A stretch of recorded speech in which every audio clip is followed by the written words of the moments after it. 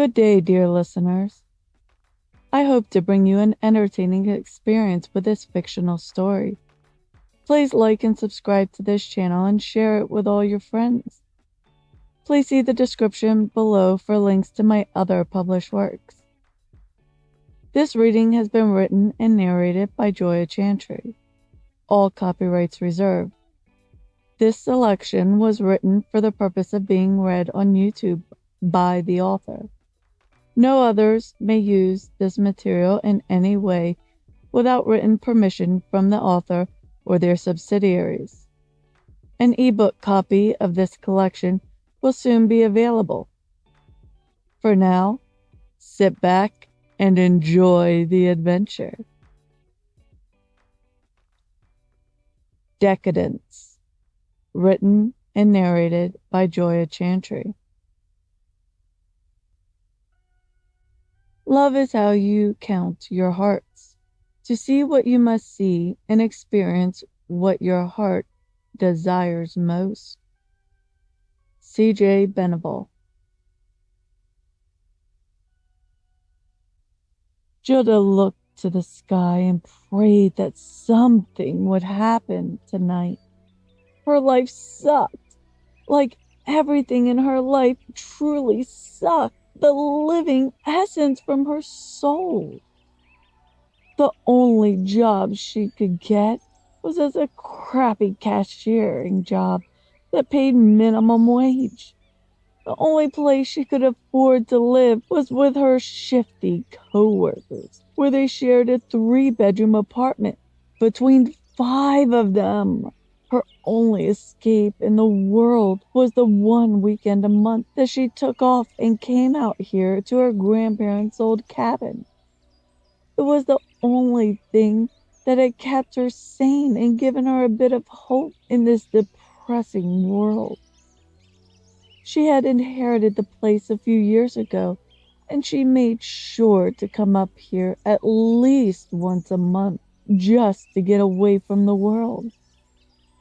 Life was hers to live when she came up here, and there was nothing that could take that away from her. Laying back, she watched the stars twinkling. They were her tiny bits of hope as they beckoned her to see that life was more than just a bit of luck. One of these days, she was going to find her place in this universe, and she knew that her place wasn't in that crummy little apartment, living only the most basic life that she could. Closing her eyes, she remembered the little saying her grandmother used to say. Close your eyes, and when you open them, the first star you see is the one you wish upon for your heart's deepest desire. When Gilda opened her eyes, what she saw wasn't a star, but what looked to be a small, hand-sized dragon flying above her. In 2 blinks, the massive dark image was gone, and the first star she saw, she wished for that dragon to be hers. She wished she could find a dragon to protect her and love her. After the years of listening to her grandparents tell her countless dragon stories, the ones she related to the most were the ones where a dragon's unconditional love wrapped around their mate, providing the deepest and warmest love anyone could ever know. She wished more than anything she could experience flying way up high with a dragon of her own. She knew that wasn't possible. What her mind had interpreted as a dragon was most likely just a plane flying overhead. Or it was some kid's dragon drone flying over the treetops. Nodding to herself, Gilda knew that had to be it. With the latest craze on dragon movies, there had been a run on turning toys into dragon imagery. She should know. She saw how many dragon toys came through her store. The hour grew late as she went back inside and slowly forgot all about the dragon's wish. It had been a fantastic idea, spawned by something that would never be more than a dream. So the idea was gone from her mind as she returned to the real world and her very real responsibilities. The next weekend she had off, she had driven up to the little town just past her grandparents' cabin. She normally avoided the place, but this time she had forgotten to pack some essentials and knew she had to make a stop at the little store. It wasn't like she had a choice, given how close she was to the cabin. It was either drive another 10 miles to the little town or drive 70 miles back to the last town. She hated coming here because most of the people here were very evil when it came to outsiders. She didn't care what anyone said. She wasn't the kind of person that liked to socialize with judgmental strangers. It was like everyone that came through here that wasn't a part of their exclusive community was some evil demon in their eyes. That made Gilda move faster as she ran into the store and grabbed what she needed. At the register, the older woman snorted as she rung up the order. The woman didn't say a word to Gilda as she handed her the money and took her bag. The unfriendly demeanor of these people had been a memory she held close since she was a child. She hated this place and wished to never come here again. Walking out, she put her money in her purse as she accidentally walked into someone. Absently, she offered, "I'm sorry, I wasn't paying attention." She looked up when the man's soft voice reassured her. "It's all right. Next time, take your time to finish before walking out of the store." Looking up to his sexy green eyes, Gilda smiled. "I normally don't rush like this. I just don't like coming here if I can avoid it. I forgot something and I didn't have a choice other than to drive 2 hours back the way I came, or come here. I took the worst of the two, knowing I could run in and out." He was studying her as he asked, "You're familiar with the area?" "Not really. My grandparents had a cabin just outside of this town. I inherited it a few years ago, and it's my little escape from reality when I need a break," she admitted. The man smiled his devastating smile as he offered, "My condolences. Mr. and Miss Cardine were respected and have been missed." Surprised by that, Gilda wondered out loud, "You knew my grandparents?" "I did. They would tell the most amazing stories during the monthly fire meetings. They had a way of captivating your soul with their stories. I don't know anyone around here that doesn't remember them." He made her grandparents sound like they were close members of this community that hated her. Gilda closed her purse as she thought about them again. I've missed them too. I think it's part of the reason I still hold on to the place. It gives me somewhere to go where I don't need to worry about the real world. I just... She didn't want to admit that she had been thinking about selling the place. It costs so much to maintain, and with her minimum wage job, she was struggling to keep the place. It was the last part of them she had, and there was something about letting it go that meant that she also had to accept they were gone. Do you enjoy your weekends up here? Do you like the time you spend away from the rest of the world? He asked like it made a difference. The only thing that caught her off guard was that she hadn't told him that she would come up here on the weekends. How do you know about that? I've seen you, and so have the others.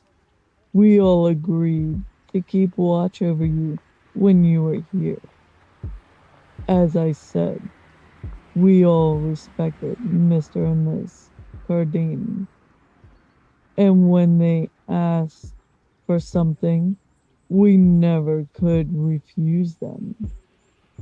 So when they asked us to watch over their granddaughter when they passed, how could we not after all they gave to us? He answered like she should have expected it. Rattled with his confession, Gilda tried shaking it off. I'm sorry. I didn't know. I wasn't expecting to speak with anyone. And to know they had a connection to this place is a bit strange. Look, I should go. I've taken enough of your time. You don't need to hide in that cabin. You are welcome to come here and visit, he offered as she tried to step around him. Trying to sound friendly, Gilda answered, I'll remember that. It was nice speaking with you. Before he could draw her into another conversation, she opened the car door and got in. When she looked up, she could see he was still watching her. It was the strangest thing, but she knew this wasn't right. As she turned on the car and drove away. That night, she sat under the stars, only to see 4 flying dragon figures in the sky above her. The ridiculousness of wishing they were real was more than she could take. So instead of making her wish for the night, she took her cup of hot chocolate back inside. It was like there was someone playing games with her sanctuary, and they were doing everything they could to drive her away from here. The next morning, she went outside, prepared to clean the overgrown garden her grandmother had cultivated. It had been a very productive garden when they were here, but now she just didn't have the time to continue their work, and the large garden had grown with neglect. It meant that her work today would be harder than in her grandmother's day. It had been around midday when she noticed the sun had disappeared. Looking up, she could have sworn that she saw a dragon flying over the treetops around the large clearing where her cabin stood. For some reason, she just didn't want to believe what she was seeing. Instead, she blamed it on the midday heat and the fact that she had forgotten to bring out a drink. When she walked back outside after lunch, the sun was shining brightly without a cloud in the sky. The thought had her telling herself that it had only been a cloud that was shaped like a dragon. There wasn't anything more to it than a bit of dehydration, a stray cloud, and an overactive imagination. This morning, before she had come out here, she had started reading one of her grandfather's journals, where he told of his fascinating dragon stories. There was nothing more than that. Her mind had conjured up a dragon shape in a cloud, and now it was gone. Life had to be simpler up here. Crazy things happening around here just didn't make sense. This was a peace-filled hideaway, and a place where she didn't need to fear she was losing her mind. It was late afternoon when Gilda decided to call it a day. She had pulled most of the weeds from the neglected bed and left a few plants she knew her grandmother had planted. She started walking inside when she heard something that had her freezing mid-step. Looking around the wooded forest, she wasn't sure what could have made that loud, cracking sound. It was like thunder cracking in the middle of the sunny day. It didn't make sense, and she wasn't sure how or what could have created a sound like that.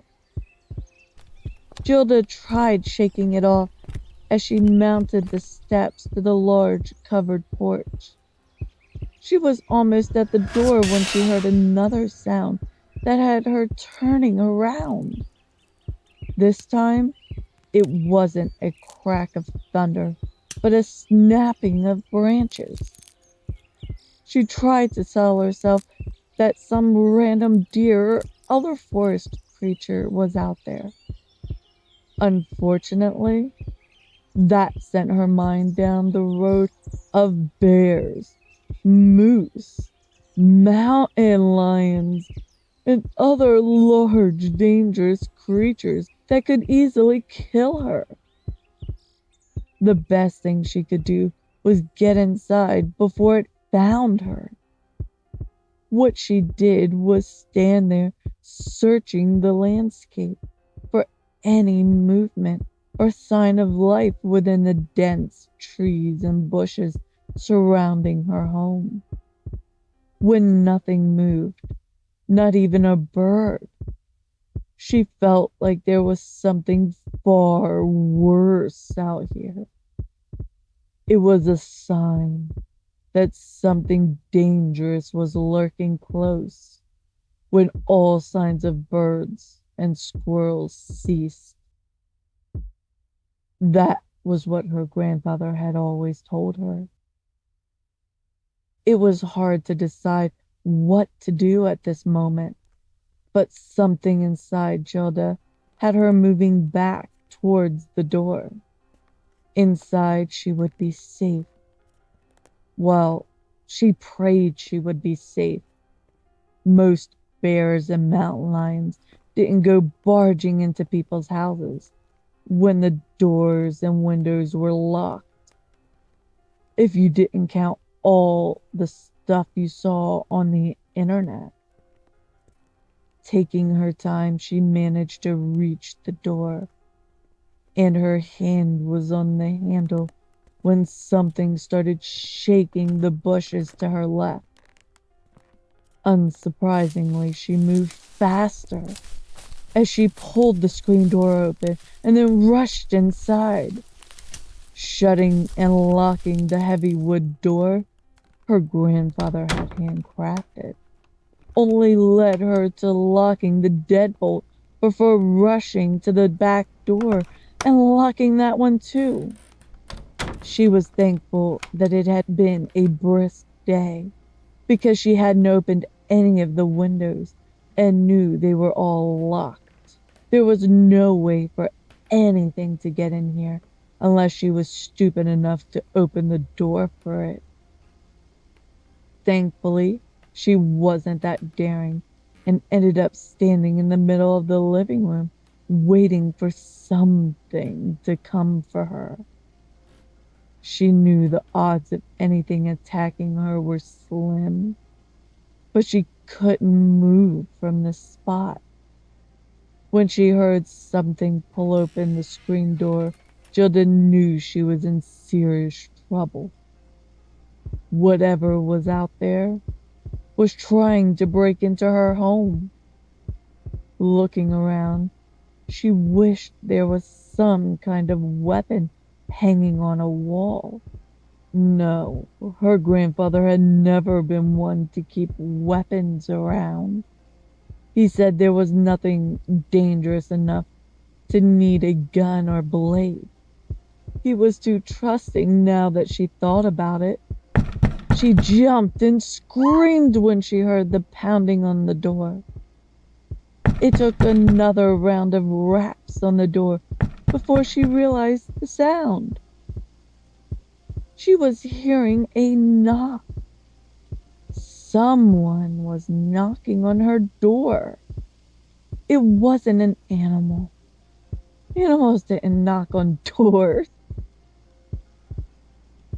With her heart pounding and the swooshing air of her own blood racing through her, Gilda slowly stepped closer to the door as she asked, "Who's there?" "My name is Knight Celadros. We spoke yesterday when you came to town," the man answered. The man, she told herself. The thing she was hiding from and terrified of was only a man. Why had she freaked out over a man walking up to her door? Wait, she lived miles from anyone else around here. So how did he get here? She was positive there wasn't a car that drove up without her realizing it. Taking a deep breath, she realized that something was still off with the situation. Her voice was shaky as she questioned the man. "How did you get here?" Knight answered calmly. "There is a hiking trail about a mile south of here. We use it to cut the path and come up to visit with Mr. and Miss Cardine when we were younger. It's a well-known shortcut. I can show you if you like." That made perfect sense, given what he had told her of her grandparents being loved around here. So why was she still afraid? Why did every part of her feel like there was danger just outside the door? Taking a deep breath, she stalled by asking, "Who is with you?" "No one. I came to check on you and assure this place was all right and not in need of any major repairs. Can you open the door?" She had a feeling that he was telling her the truth, but it still didn't ease the nerves that were telling her that there was danger close by. Gilda tried to shake this off as her being a bit paranoid. It wasn't like there was anything she couldn't do. If she really thought about it, she knew this guy to some extent, and he did seem friendlier than most people around here. Maybe he was just being a nice guy and wanted to help her. Slowly, she went over to the door and opened it. He was standing there with the screen door between them, and the sight of the man had her wondering why she had been afraid at all. He wasn't a threat. Well, not that she could see. His warm smile had her nerves easing back as she talked herself down from an imagined attack. I'm sorry. I wasn't expecting anyone out here. I thought there was a bear or a moose or something. She gave a half laugh at her irrational fear. He stood there smiling like nothing had happened. His warm green eyes helped to calm her as his light tone filled her with comfort. We did have a bear attack last week, so I can understand your nerves. Are you doing all right? Yeah, I was just working in the garden and hurt something. I'm not much of a fighter. I was a bit afraid of what was out there. City girl, what can I say? She tried to shrug it off. For some reason, he seemed to be able to ease her fears as he offered. I was thinking about the place after we met yesterday. I was a bit worried that no one's been to check on it and assure the repairs are being done. That's nice of you, but I've kept up with what I can. Each time I come up here, I tackle one project. Gilda offered to help soothe his worries. He looked around and took 2 steps back, agreeing. You're doing a fine job keeping the place going. I noticed that the roof would need to be reshingled this year before the summer storms hit. You don't need the leak. I'll have someone come up and work on the place. Gilda felt a little more confident as she stepped outside, asking, how do you know? I haven't had any leaks. I put the roof on with my father 12 years ago. It's overdue for new shingles. I would feel better if we got that done now, before there are issues with leaks that could damage the interior. He sounded like he was pitching her a sale, and she wasn't sure how to deal with it. Look, I'm sure you're right about the house needing the work, but I can't afford to do it right now. I don't have the money for it, and I've been thinking about selling the place. I don't have the time or money to invest in the upkeep. Gilda admitted what she had been struggling with. He looked at her as though she hadn't said a word. I'll talk with my brother and see about getting this done in the next week or two. I'll have someone come up and help with the yard as well.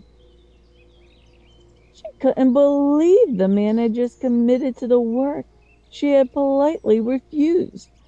What was wrong with him?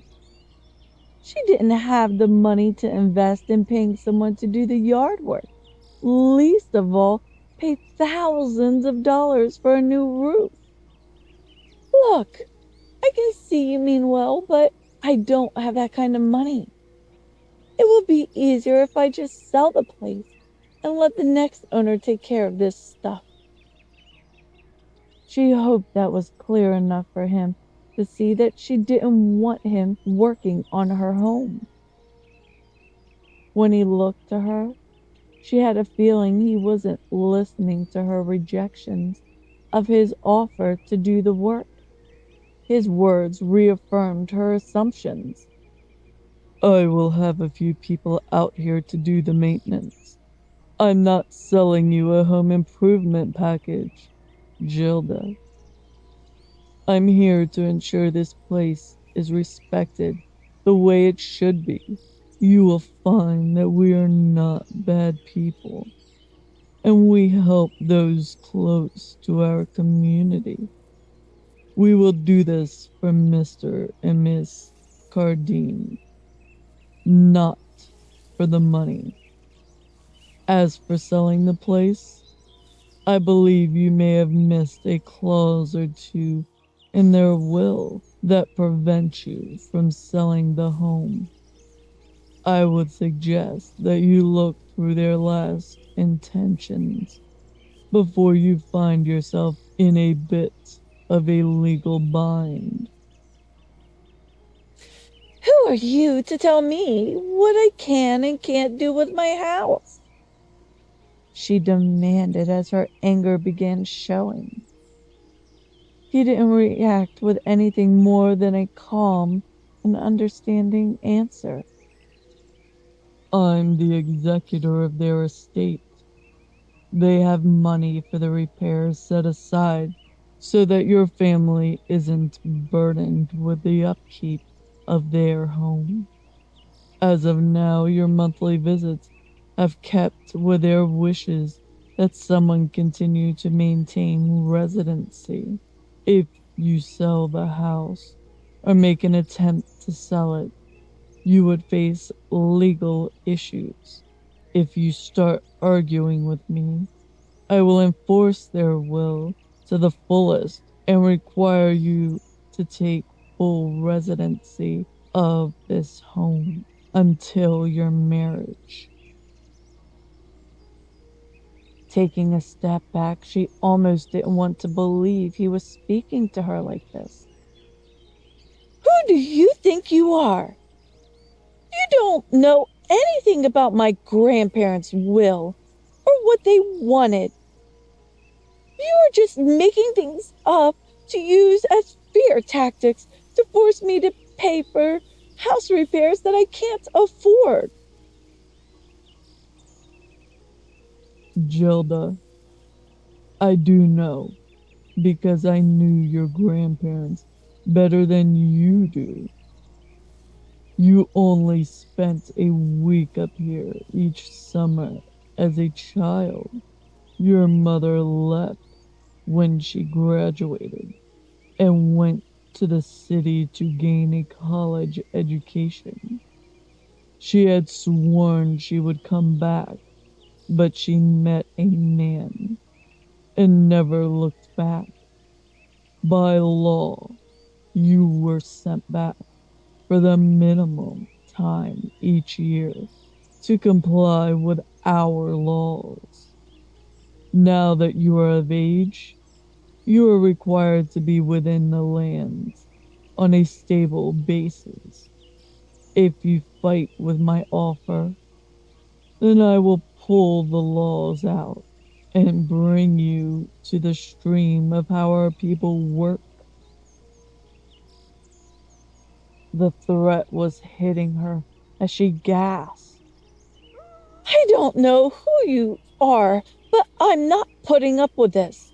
Get the hell off my porch and don't come back here and don't contact me ever again. He shocked her when he pulled her into him and leaned down and kissed her.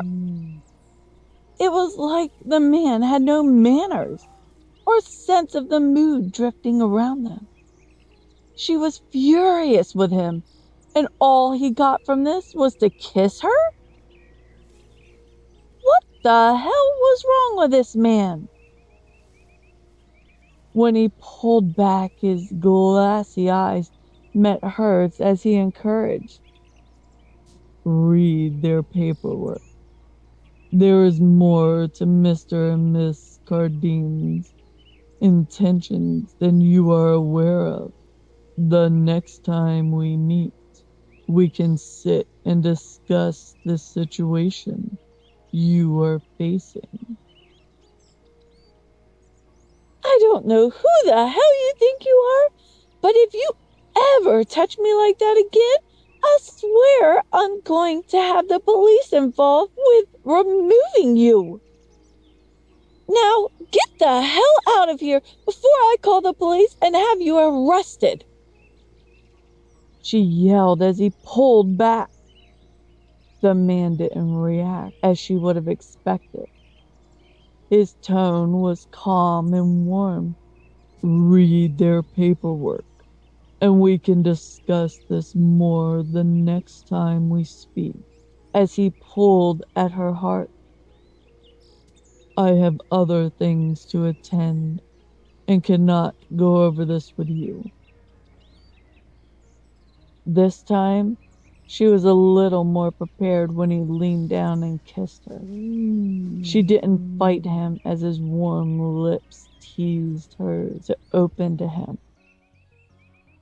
The smell of fresh, clean rain mixed with a scent that reminded her of a fresh water lake that wasn't far from here overwhelmed her. It felt as though she had known this amazing scent all her life. It was the weirdest feeling she had, but something deep down in the pit of her soul told her that this man was in tune with his natural side and hers. When he pulled back, she was still a little dazed as he added, "Next time, we will have more time to speak." He finished that up with another series of soft, gentle kisses before she watched him walk away. Gilda was stunned as she watched him walk back towards the forest to her left. It was almost as if he was giving her time to find something more before they started fighting. A man who didn't want to argue? Well, that would be a first in her life. Gilda was left wondering what kind of man had the nerve to walk up to a stranger, order them to do work on their house, and then kiss her after she refused. How had she even allowed it? If anyone else had been that bold, she would have socked him right then and there. She was disappointed in herself for allowing him to do anything he wanted and not fight him harder. The man had planted one too many seeds in her mind as she returned home to the city. The first day she had off, she pulled out that stack of paperwork that she had been given when her grandparents passed away. It was a huge packet of paperwork that she wasn't looking forward to reading. But there was something in what Knife had said that caught her attention. More or less, it drove her attention back to her grandparents' wishes. While this wasn't her normally scheduled weekend to go up to the cabin, there had been something in her new readings that had forced her to return on her next 2 days off. Her mind had been swimming with the revelations in that document. How on earth had no one looked into this more? How could her mother have missed this? Her mind was swimming in the information she had read. If her job required more than a robotic mind, she would have been useless at work. With the mess that her grandfather had written in his last will and testament, she was almost surprised that it had even been accepted by any legal system. It was downright breaking the laws they lived by, the law governing this country, and even the laws on human interaction and respect that govern most of the world. The reason she was returning was a single passage that had caught her attention. "My baby, Gilda, you'll find the remainder of this contract locked in the safe under the hallway floor. Read it as soon as you can. It is critical for you to know what your mother has done and how you are now bound to the land of decadence. She had read that on her lunch break today, and given that she had 2 days off, she had jumped in her car and headed straight for the cabin. She wanted to know what was in that safe and what her mother had done to her. The thought hit her, and almost as an afterthought, she said, "Call Mom." The computerized voice answered, "Calling. Mom. Self."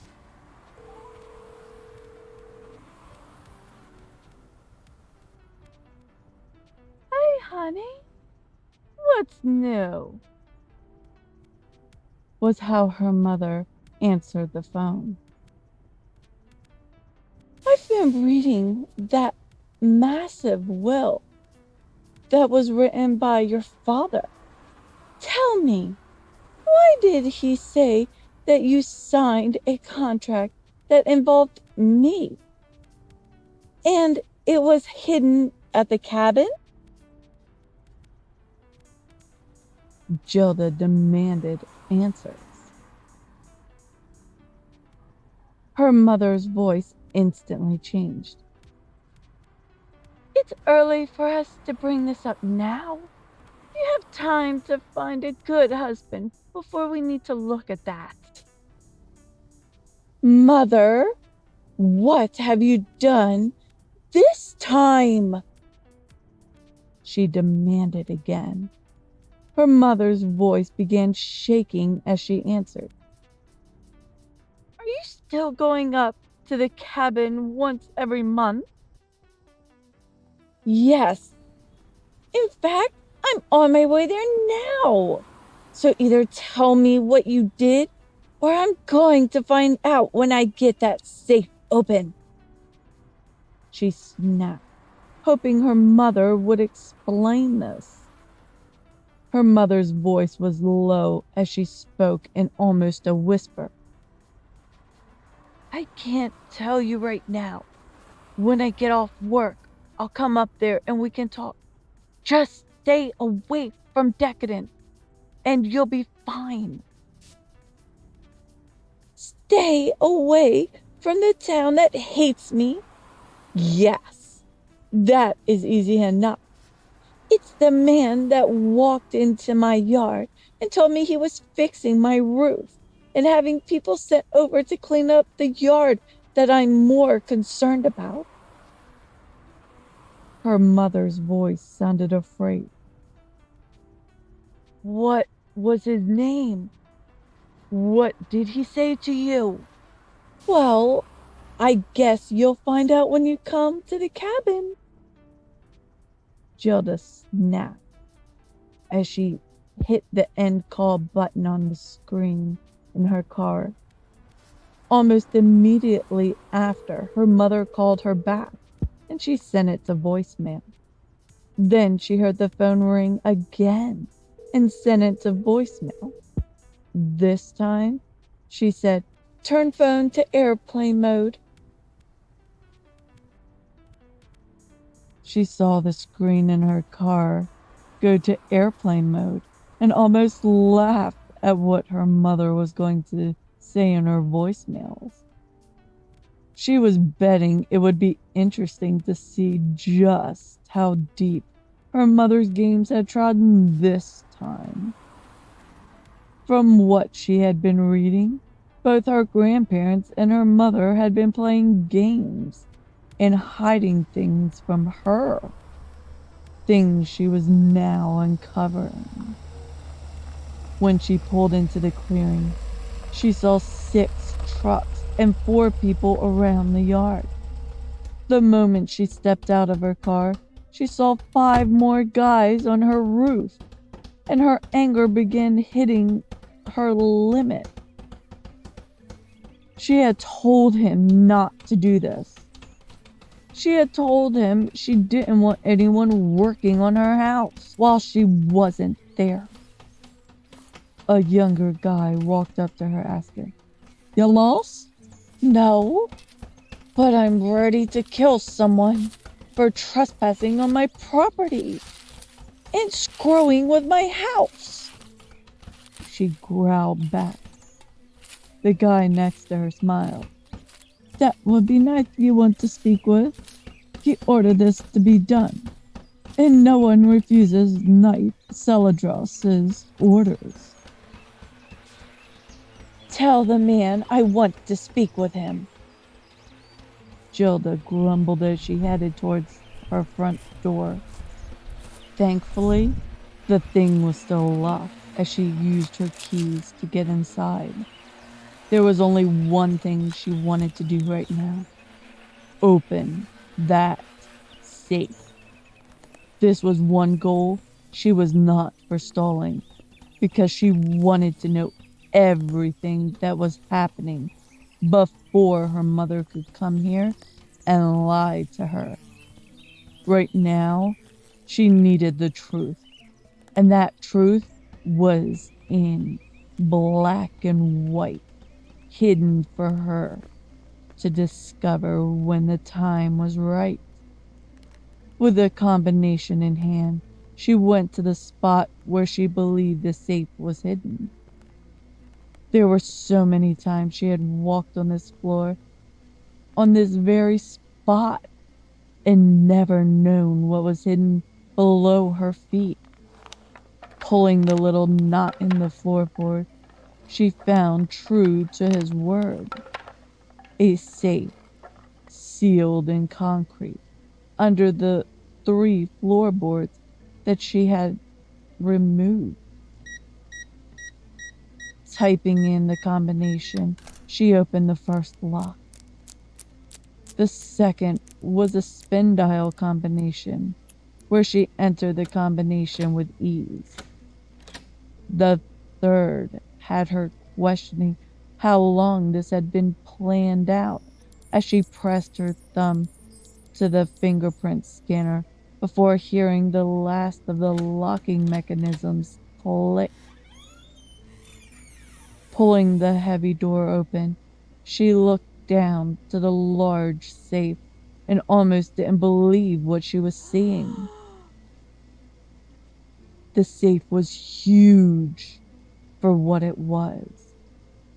There were papers piled on the top with a handwritten note addressed to her.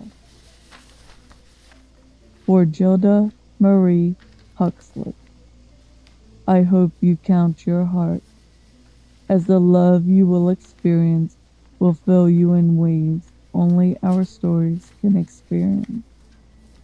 Love, Grandpa. Taking the papers, her eyes didn't leave the pile of gold bars, the black jewelry boxes, and velvet bags, as well as a few boxes that looked to contain more documents and journals. From her rough estimate, there had to be at least 100 gold bars in here, if not more. That didn't count everything else. And of all of it, the one thing that still drew her attention the most were the papers in her hands. The title on the first page had her heart stopping. Agreement of Betrothal.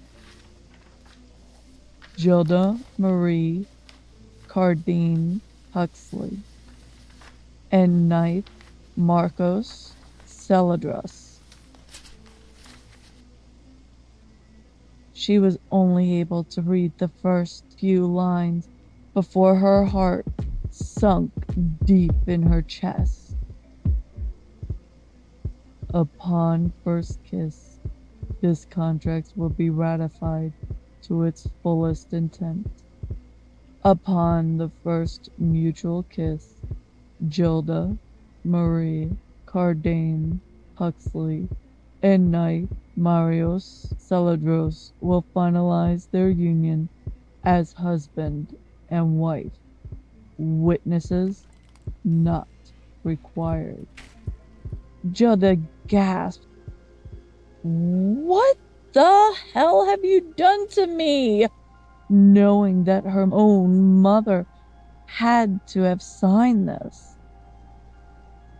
A voice from the door answered her.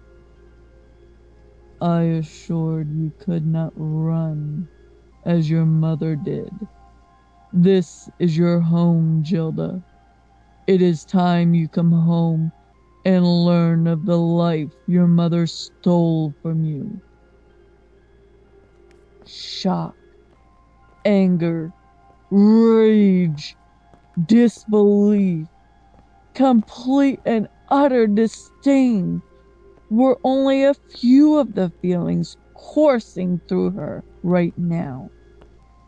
If she were right, at this very moment, this document said that she was married to a complete stranger. A stranger that knew exactly what he had done to her when he came here and kissed her. Looking to the man that was walking towards her, she gasped, unable to form a word. He had done this to her. He had tricked her into finalizing this contract. The only thing she was holding on to was her own sense of right and wrong. That one part of her that told her she couldn't be married because she hadn't agreed or signed anything.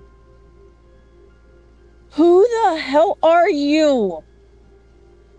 She finally managed as he stood over her, looking down to the safe filled with gold. Knight Marios Celadros, and you are Gilda Marie Carradine Huxley, as I am sure you read. We are, by the Decadence towards laws, married. You are my wife, and I will not allow this game of drifting to continue. Once we discuss this, I will have a few friends accompany us to your rented home to collect your possessions. Then we can officially inform your employer that you are moving here permanently. His tone softened as he knelt next to her. You do not need to fear this change. You have more than you could ever ask for here. Your life will be comfortable, and you have my word that you will be loved like you could only dream. Gilda, I did this to assure you came home as your grandparents wished. I don't even know you. I sure as hell never agreed to marry you. I don't care what this says. We are not married. She gasped out, trying to keep her voice steady. This was the first person she had met that was direct with her.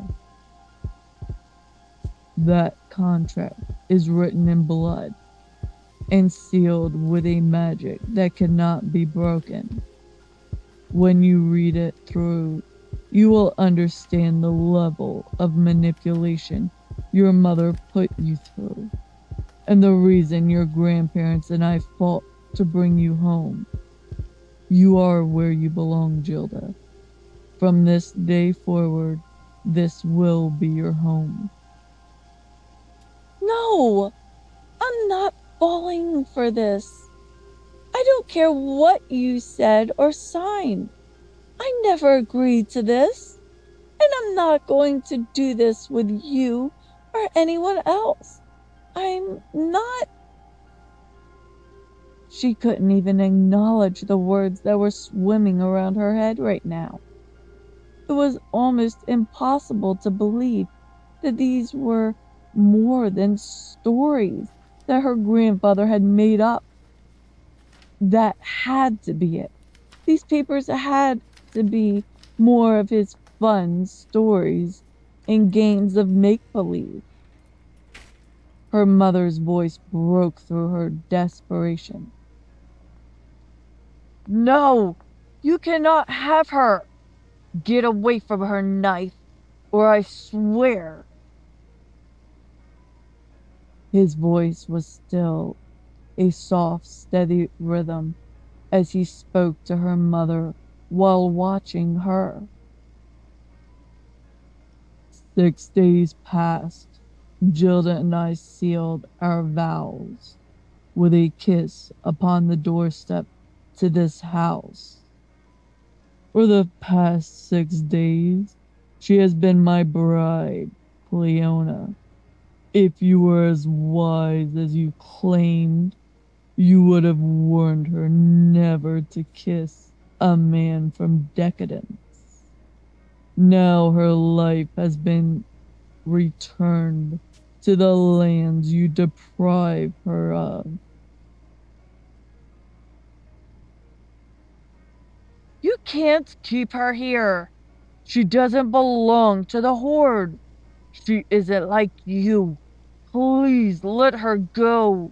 I'll do anything, just let Gilda go. Her mother pleaded. The man in front of her smiled. No, the words were written and signed in blood. She accepted me from the moment she took hold of this land. She has wished each night for a dragon to hold her and love her. Now Gilda will have her wish.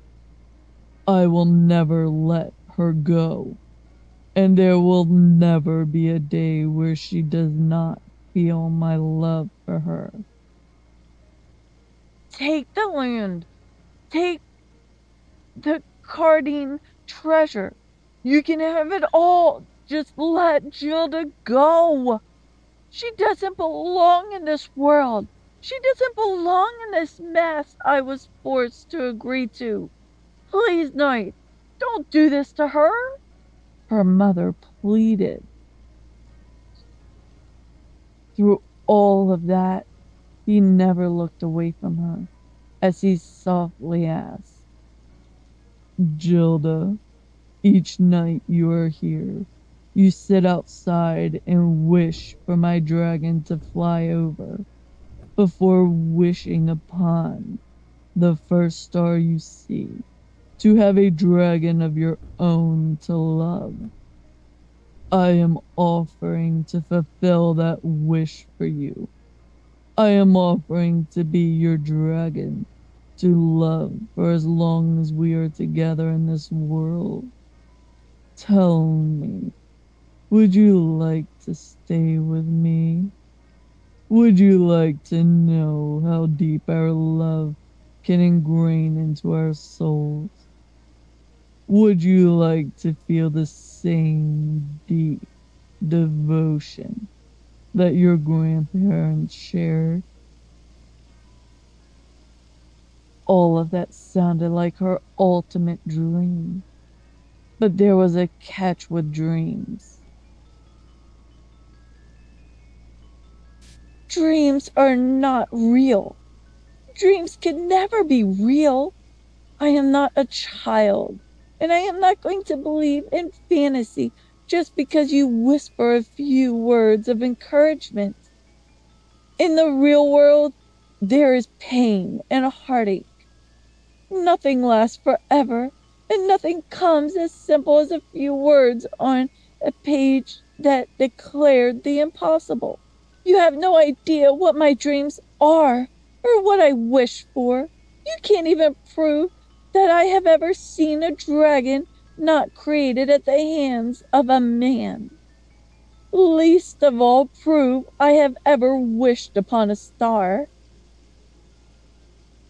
Her mother gasped. Gilda, you didn't! You didn't wish upon the dragon star, did you? Gilda looked to her mother as the man next to her answered. She wished upon the dragon star for a dragon to love her and protect her. She has made this same wish every night since she was a young child and saw my dragon soaring overhead, watching over her. Gilda belongs here. Her heart and soul are a part of our people. You may have turned your back on us, Cleona, but her heart has sung true to what she wishes for. You can't have her!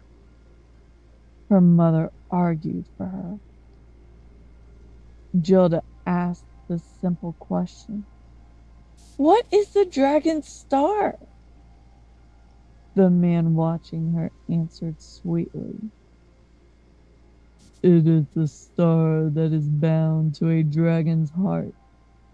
Anyone that wishes upon the dragon's star has their wish heard by the dragon who was born under that star's first light. You wish upon my star every night, and every night I have come to watch over you and assure that you are well protected. Now I ask you find that dream inside you and trust that I am here for you alone. Those papers were only words to prevent your mother from keeping us apart. You can burn them if you wish, and I would still beg you to accept me and remain here where we can be happy together. I want to be the one that loves you for the rest of our lives, Gilda. I want to assure your dreams and wishes come true. You are a man, not a dragon. I am not an airhead. I know that dragons aren't real, and that this isn't Peter Pan. So wishes don't swoop down and fly you off to some mystical dreamland. And I know that my mother can't sign a contract with a man where I would be forced to marry him. This is the 21st century, and there are laws that prevent forced marriages. Gilda argued now that her mind was starting to clear a little. Knight, please don't do this. Let her go, her mother stated firmly. Knight was watching her with those mesmerizing green eyes as he smiled sweetly. Gilda, would you like to have that wish fulfilled? Would you like me to take you soaring above the treetops with me? I can take you and show you this is not a dream. Why me? Why did you do this to me? She pleaded with her mother. Her mother looked guilty as she admitted. I was never supposed to leave for long. They had granted me time to go to college, and I was supposed to come back and find someone here to fall in love with. But I met your father, and I liked the freedom I held out there. I enjoyed traveling the world and exploring everything I could. When we went to Paris, something magical just happened and we eloped. I knew it was wrong, but I didn't want to come back here. I didn't want to live under these laws that Decadence had forced upon me. I wanted to be free.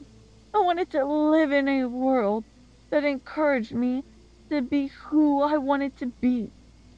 When I admitted to my mother what I had done, I knew I was in trouble, given who I was. It was a huge risk.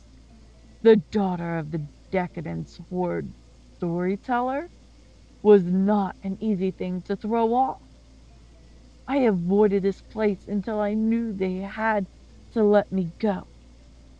When I admitted what I had done and showed them how deep I was willing to go to escape, my father pleaded for my release.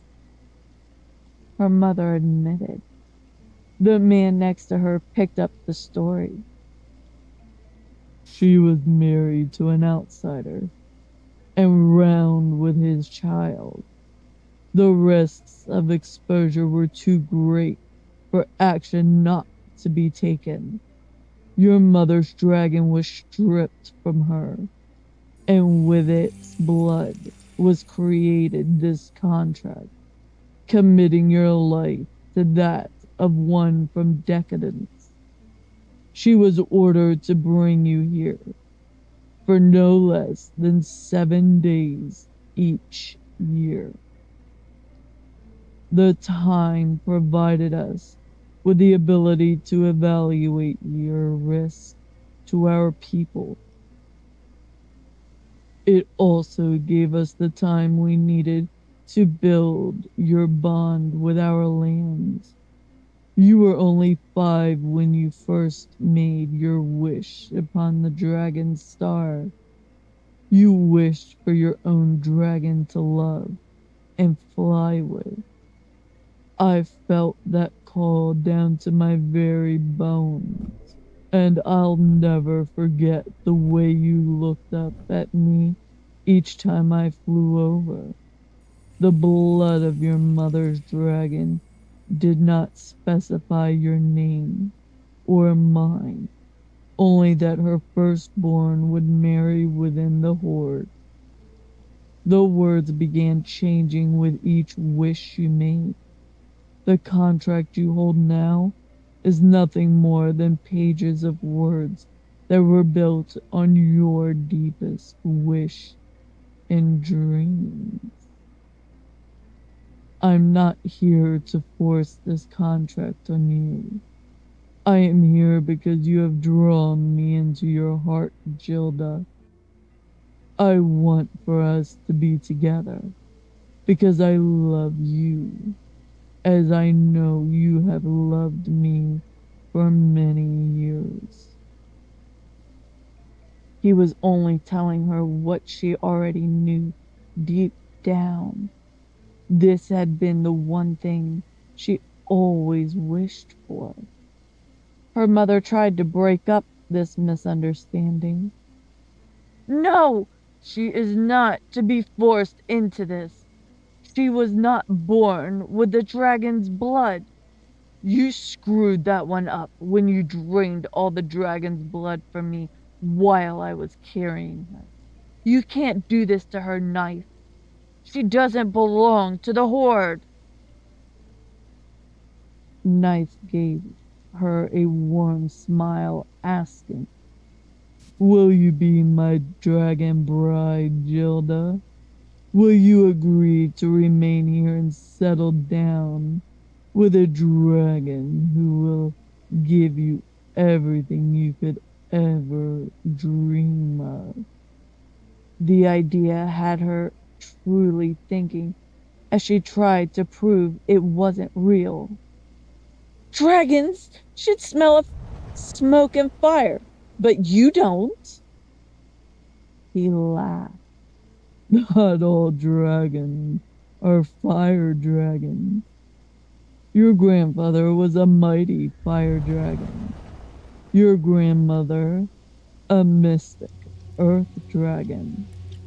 Your mother was a spiritual dragon, and I am a water dragon. I am connected to Lake Decadence through my dragon's desire to be close to the water. I wish I could tell you what dragon you would have possessed, but it's nearly impossible to know. Your mother is right. Your dragon was stripped from you, At the same time, her dragon was sacrificed. You're telling me I could have had a dragon inside of me? Gilda was struggling to hold on to this idea. Gilda was struggling to accept any of this. It went against everything she grew up knowing and believing. Dragons weren't real, and she wasn't ready to accept that a man could turn into a dragon, like this one was implying. There had to be more to this that they weren't telling her. Ninth leaned in and kissed her. This time, it wasn't just a light brushing of their lips. This time, it was a deeper, more possessive kiss that woke a part of her that had never responded to another man. It felt like her soul was calling to him, and only him. She could almost swear that he was answering the only way he could, through their joined lips. Something told her that she should be fighting this man, but that voice that never spoke inside her was starting to come alive as it told her to keep him. She felt that voice guiding her to him as she wrapped her arms around him, pulling them closer together.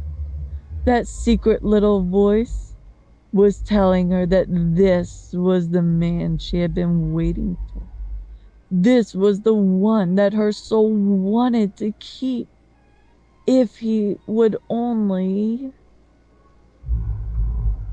Their chests came together, and she could feel his inner beast comforting her doubts.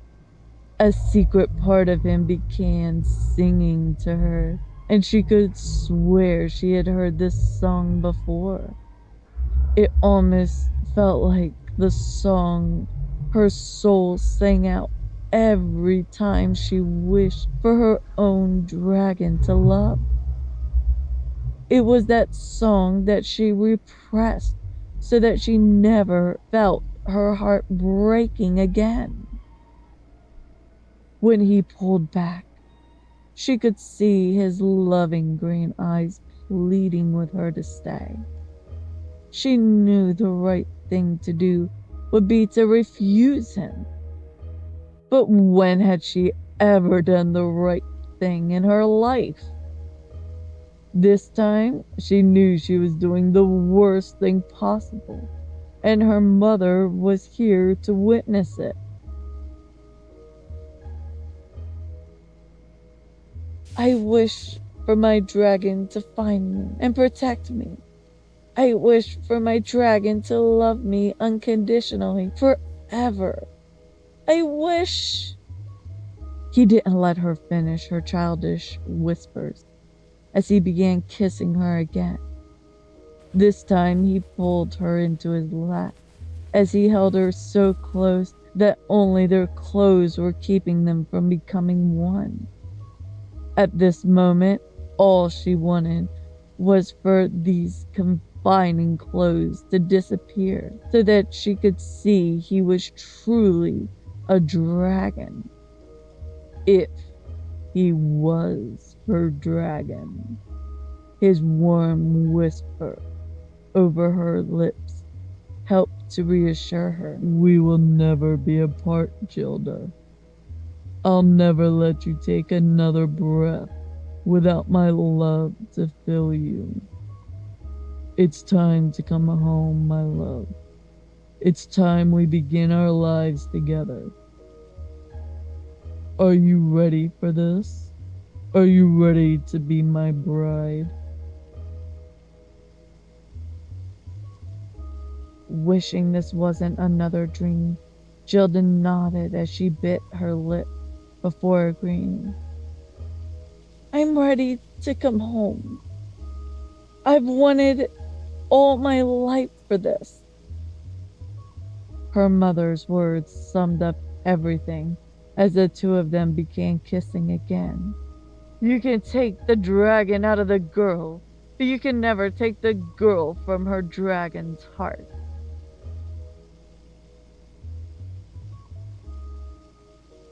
This is only the beginning of their lives together, as we are set to depart another dragon love tale. If you like this story or would like to hear more love stories, then like and subscribe to my channel and hit the notification bell. Feel free to leave me a comment and tell me of your fantasies and what you would like me to write just for you two. If you like the spicier selection, feel free to find my works in the description below. I hope to see you for my next mini love adventure. I have a series of dragon shifters waiting to make their way to your imagination.